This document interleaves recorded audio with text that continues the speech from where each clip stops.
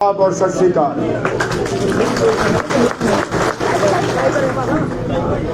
आज शेर कश्मीर भवन में नेशनल कॉन्फ्रेंस की इस फौज को यहाँ जमा हुए देख के दिल खुश हो जाता है, क्योंकि इस जमात को कमजोर करने की नहीं, मिटाने की एक मुकम्मल कोशिश की गई थी पिछले 8-10 साल के दौरान। कौन सा ऐसा हरबा है जो हमारे खिलाफ इस्तेमाल नहीं किया गया? साथियों को डराया गया, धमकाया गया, कुछों को लालच दी गई, कुछों को और झांसे दिए गए। अक्सर बेशतर नेशनल कॉन्फ्रेंस के जो सतून हैं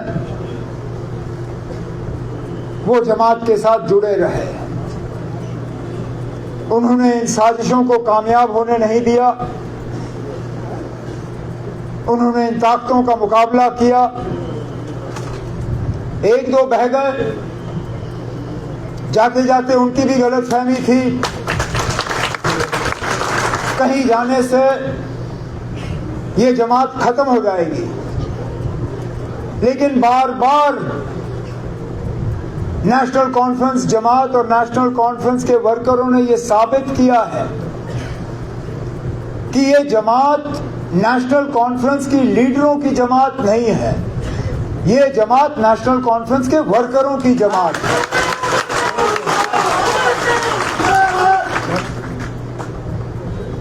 हमें ताकत नेशनल कॉन्फ्रेंस की ऊपर की सतह की क़यादत से नहीं मिलता, हमें ताकत मिलता है पहले अल्लाह ताला से, भगवान से, वाहिगुरु से। उसके बाद ताकत मिलता है जम्मू कश्मीर की आवाम से और नेशनल कॉन्फ्रेंस की वर्कर से। ये इस बात का नतीजा है कि हमारा काडर मजबूत है, कि इस जमात ने तमाम तूफानों का जो है सामना किया।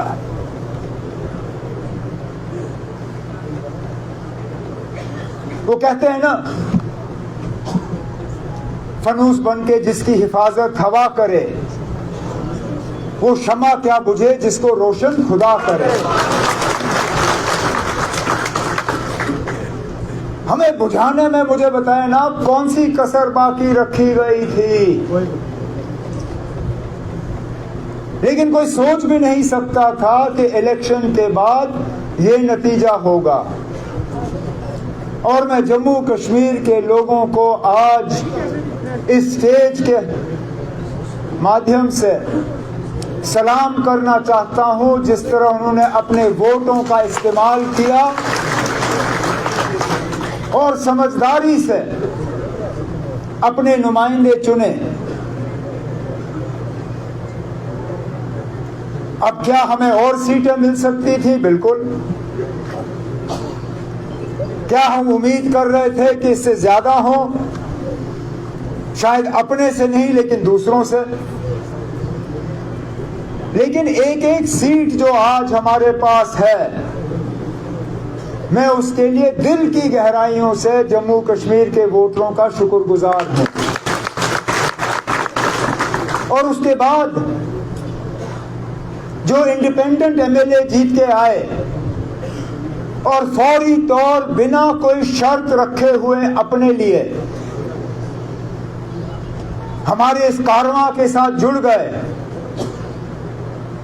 और हमारी मदद करने निकले, जिसमें हमारे बन्नी के एमएलए डॉक्टर रणेश्वर सिंह जी भी यहां बैठे हैं,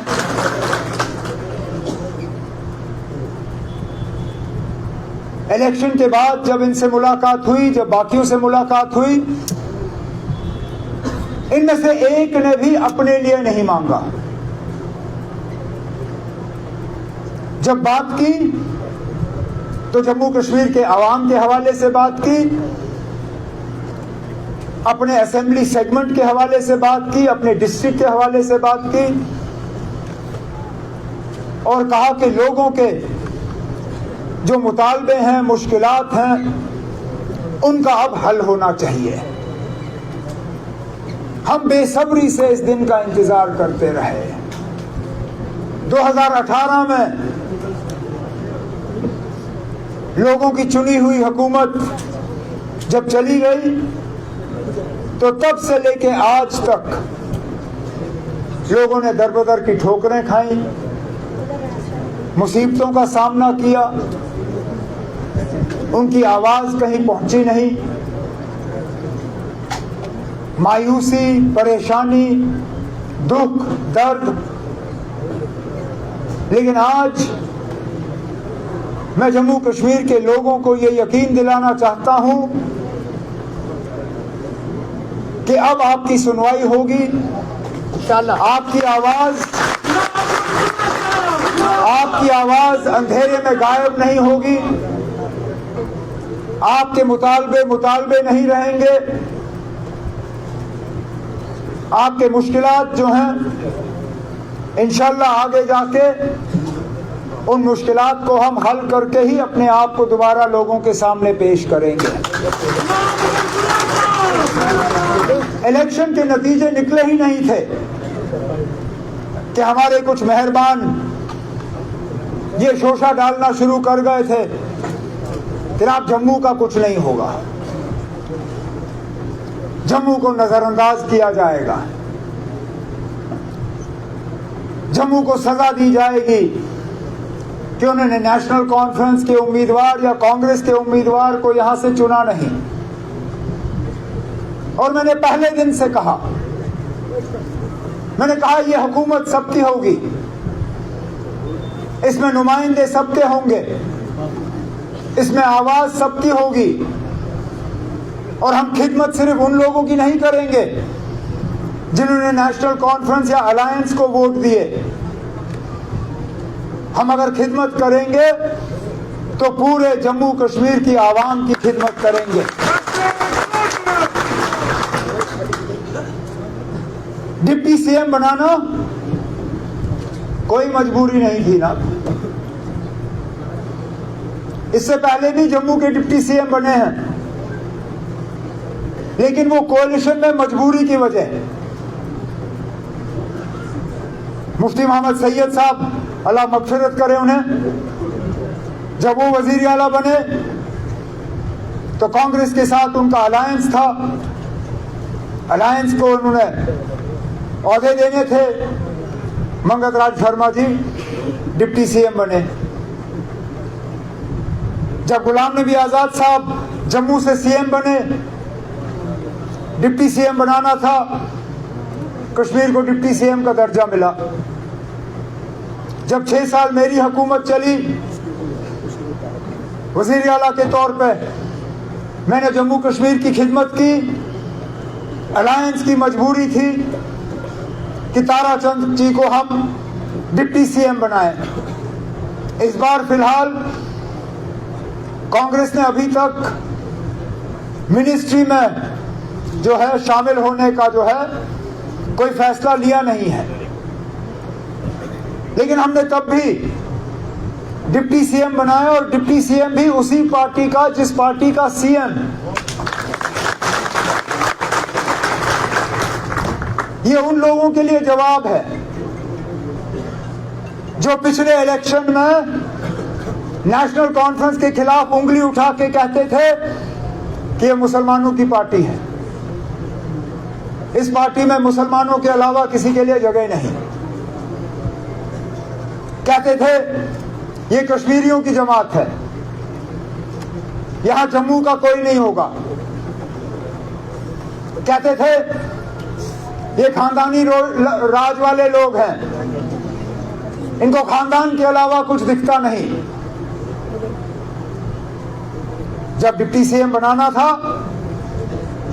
जम्मू से बनाया, हिंदू बनाया, और मेरे खानदान से उसका कोई लेना देना नहीं है।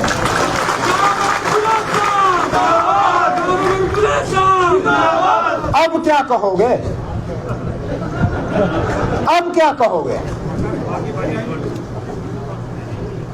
क्योंकि सवाल तो हम आपसे भी बहुत कर सकते हैं, लेकिन आज मैं इस मौके का उस चीज के लिए इस्तेमाल नहीं करना चाहूंगा, क्योंकि लोगों ने जवाब दे दिया। जिस तरह डिलिमिटेशन कराई गई थी ताकि एक पार्टी को उसका फायदा हो, जिस तरह रिजर्वेशन में तब्दीली लाई गई ताकि एक पार्टी उसका फायदा ले, जिस तरह हुकूमत ने अपने मशीनरी का इस्तेमाल किया ताकि एक पार्टी को फायदा हो, उसका नतीजा आपके सामने है।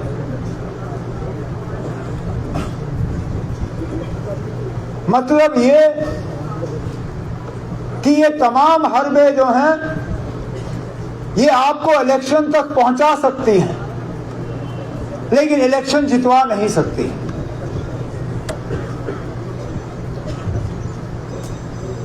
लेकिन आसान काम मुझे लगता है हमने कर दिया है यहां तक पहुंच के। अब हमारे लिए मुश्किल काम शुरू हो जाता है, क्योंकि हमने लोगों की उम्मीदों के बराबर उतर आना है।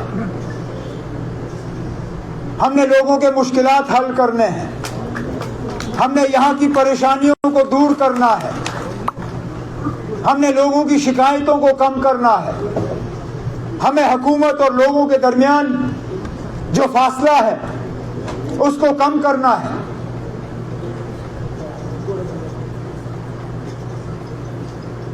अब सगोत्रा साहब ने अपनी तकरीर में जम्मू के हवाले से बहुत सी बातें की कि ये भी मुद्दा है, ये भी है, ये लोग इस बात पे नाराज हैं, उस बात पे नाराज हैं। लेकिन मैं मजबूर होता हूं पूछने पे, ना ये नाराजगी पोलिंग बूथ में हमें नजर क्यों नहीं आई?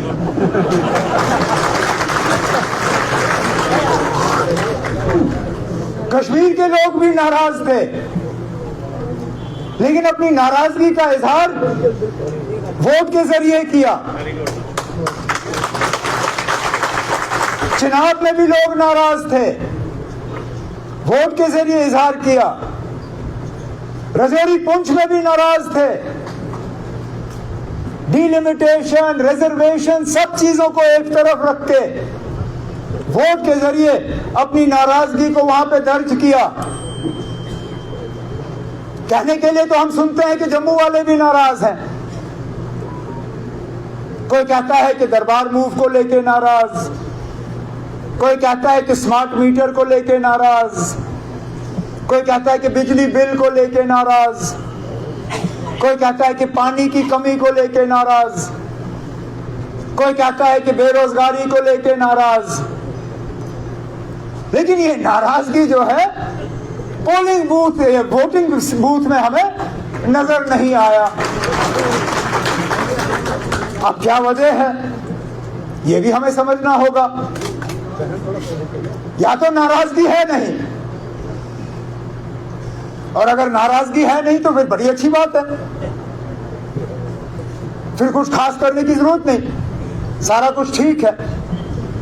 लेकिन अगर नाराजगी है और उस नाराजगी के बावजूद वोट एक तरफ गए, तो इस बात को भी समझने की जरूरत है ना कि आखिरकार हुआ क्या। लेकिन इतना मैं जरूर जानता हूं कि जैसे मैंने पहले कहा, वोट पैटर्न पे जो है हुकूमत चलाई नहीं जाएगी। इलेक्शन हो गए, लोगों ने अपना फैसला जो है सुना लिया, हुकूमत बनी है। अब हमारा काम है कि हम लोगों तक पहुंचे और उनके मुश्किलात और मुतालबे हल करें।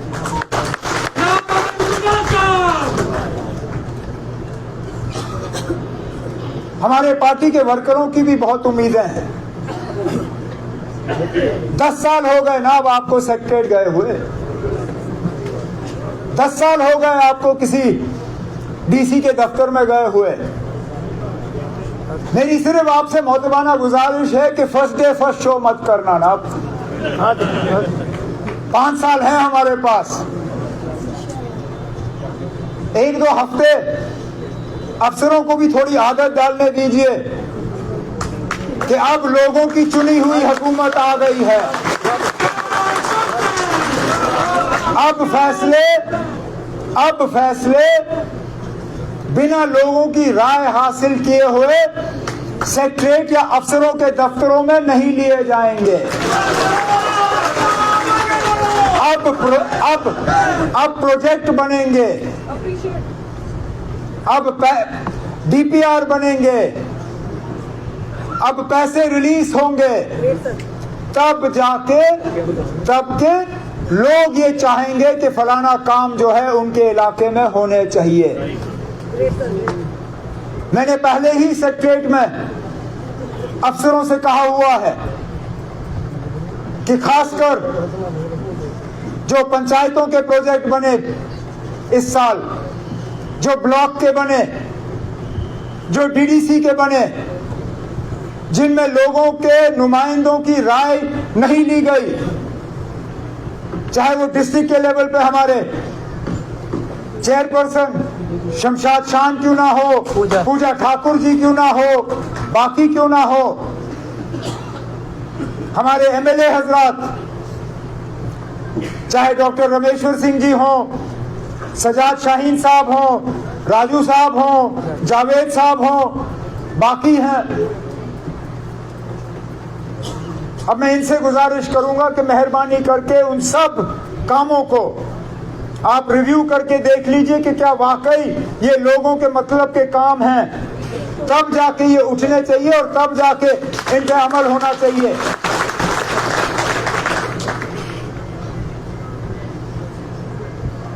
लोगों के साथ हमारा तालमेल टूटना नहीं चाहिए। हुकूमत में सबसे बड़ा खतरा ये रहता है कि हुक्मरान और जो वोटर हैं उनके दरमियान फासला बढ़ जाता है। हम जो चुन के आए हैं, हमारा फर्ज बनता है कि हम इस फासले को कम करें। और मैंने ये तय किया है कि जहां जहां कहीं पे भी सरकारी कोई फंक्शन होगा, वहां पे अलग मैं अपने तंजीम के साथियों को कहूंगा कि वहां पे आए, जमा हो, और मैं उनके लिए अलग वक्त मुकर्रर करूंगा। असलियत है उसका पता चले, के जरिए नहीं बल्कि यहाँ जमीन से जुड़े हुए जो लोग हैं उनके जरिए हो रहा है।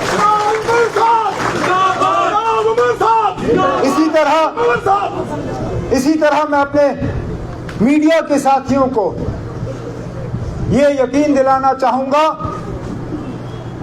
कि मेरी हुकूमत के तरफ से आपके साथ कोई सख्ती नहीं होगी, कोई नाइंसाफी नहीं होगी। आपको इस बात की सजा नहीं मिलेगी कि आप मेरे खिलाफ कुछ लिखोगे। हालांकि मैं जानता हूं पढ़ना मेरे लिए मुश्किल होगा,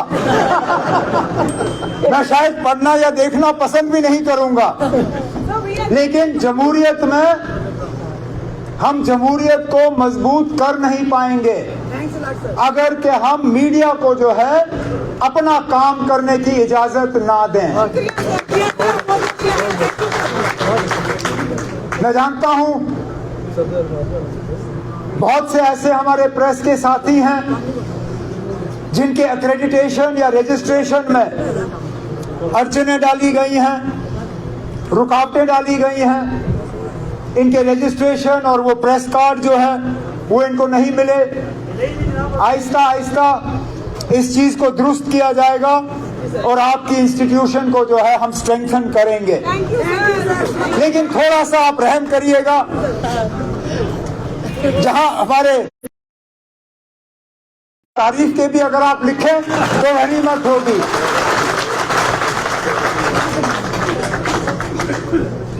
इस साल हमने सियासत के अलावा कुछ नहीं किया, थक गए ना। इलेक्शन लड़ के परेशान हो गए। साल शुरू हुआ तो पार्लियामेंट की तैयारी की, पार्लियामेंट हुए, कुछ नतीजे ऊपर नीचे, मेरा तो ज्यादा ही नीचे था। उस वक्त समझ नहीं आ रहा था कि उठूंगा कैसे, लेकिन अल्लाह ताला का करना देखे ना आप। मुझे उस वक्त साथी कहते थे कि इसमें भी कुछ अच्छा होगा, मैं कहता था होगा, लेकिन अंदर अंदर से मैं सोचता रहा क्या अच्छा हो सकता है ना, अभी तो इलेक्शन हार रहा हूं, इसमें अच्छाई कहां होगी। लेकिन देखे ना क्या, उस वक्त कई सारे ऐसे थे अफसर, बाकी दोस्त, जिनको लगा होगा ना खत्म, गए मोकलियो जाओ नाप लो रास्ता। वो लोग जिन्होंने 5 साल सलाम का जवाब, आज ना वो मुझे मैसेज करते हुए थकते नहीं हैं।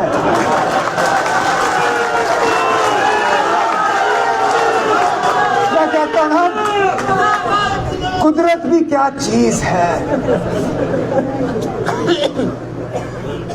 5 साल एक मैसेज भी नहीं कि ना आप ठीक हो, जिंदा हो, हम क्या कुछ आपके लिए कर सकते हैं या नहीं। अब मैं सुबह उठता हूं तो गुड मॉर्निंग सर, 1 बजे फोन देखता हूं तो सर लंच के लिए क्या खाया, 8 बजे फोन देखता हूं सर डिनर में क्या था, आपके लिए कुछ भेजूं तो नहीं, और 10 बजे रात को गुड नाइट सर, प्लीज अच्छे से सो जाइए।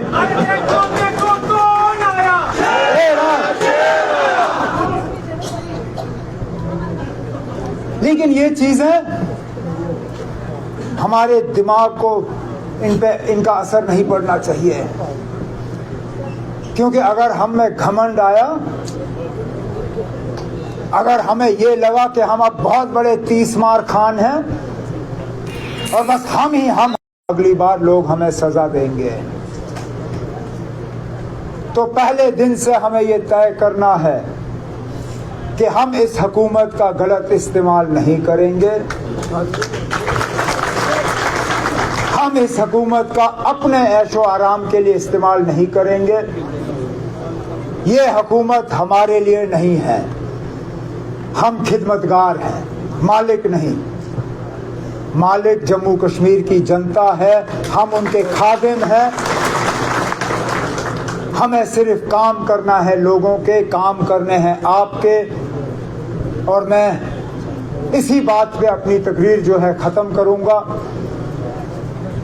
कि हमारी 24 घंटे यही कोशिश होगी कि हम आपके मुश्किलात और परेशानियों को कम करें और आपके चेहरों पे दोबारा वो मुस्कुराहट लाएं, जो मुस्कुराहट आपके चेहरों पे पिछले 6-8 साल से हम देख नहीं पाए। मैं जनाब सदोत्रा साहब को, रतन लाल गुप्ता साहब को, अपने तंजीम के बाकी साथियों को, अपने विमेंस विंग के जो सीनियर लीडर हैं यहाँ पे, इनको, अपने यूथ, अपने पेरेंट विंग, और जाते जाते मैं इतना ज़रूर कहना चाहूँगा, मेरे जो साथी आगे तरक्की करने की उम्मीद लगाए बैठे हैं, दिल छोटा मत करो ना। अब हमें 5 साल का अरसा दिया हुआ है, फिलहाल हम यूटी हैं, ये भी ज्यादा देर रहेगा नहीं। हम अपने हकूक हासिल करेंगे, हमसे जो लिया गया है उसके लिए हम जिद्दोजहद करेंगे। कोई रूठने की जरूरत नहीं है, कोई मायूस होने की जरूरत नहीं है। हमें मौका मिला है लोगों की खिदमत करने की, इंशाल्लाह खिदमत करते रहेंगे। मैं अपने साथियों का आज के प्रोग्राम पे और इस वालिहाना इस्तकबाल के लिए शुक्रिया करता हूँ, लेकिन उससे ज़्यादा मैं आप सबका, जो इन 2 इलेक्शनों में आपने मेहनत की, चाहे नेशनल कॉन्फ्रेंस के लिए, कांग्रेस के लिए या अलायंस के लिए, दिल की गहराइयों से आपका शुक्रिया करता हूं और इस इलेक्शन पे कामयाबी हासिल करने के लिए आप एक एक को मुबारकबाद पेश करता हूं। बहुत बहुत